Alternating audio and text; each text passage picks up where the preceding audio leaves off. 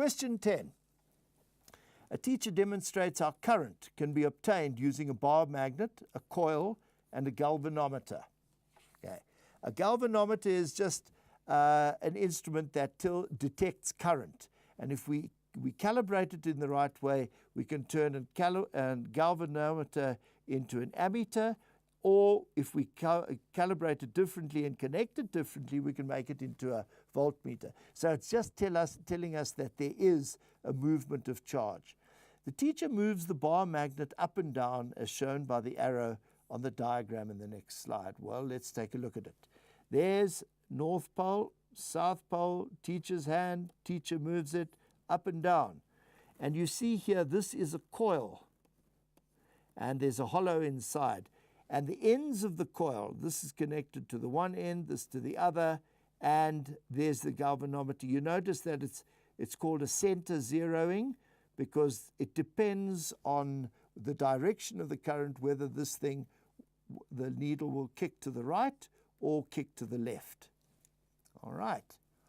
Briefly describe how the magnet must be moved in order to obtain a large deflection on the galvanometer. Now, all right, if you will remember that what we're dealing with here is Faraday's law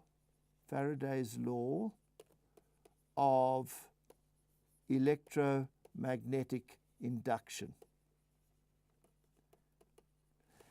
And it's about the rate of change of a magnetic field causing a deflection on the galvanometer, because what happens when you've got your coil like this and you push a magnet in, North Pole, South Pole, and you push the magnet in, it will give you some sort of a deflection on the galvanometer this way, and when you pull it out, it'll give you a deflection in the other direction.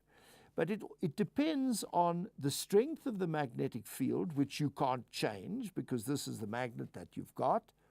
But the one thing that it does is when we talk about the rate of change of the magnetic flux, okay, the rate at which the magnetic field changes.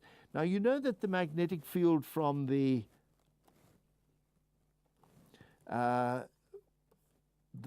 magnet here looks something like that. So here the magnetic field is very strong. Here it's not so strong. So when we push the magnet in fast, what we do is we change the rate of change of magnetic field is high. And so that is the one thing that you can actually control in this. How must it be moved? You must move the magnet very fast, very quickly. Okay, you must move it very fast as you push it into the coil. So you push it into the coil and you will move it very fast, and you will also move it in, and then you will move it out again. So very fast, up and down. And that gives you your whole story. There's your answer.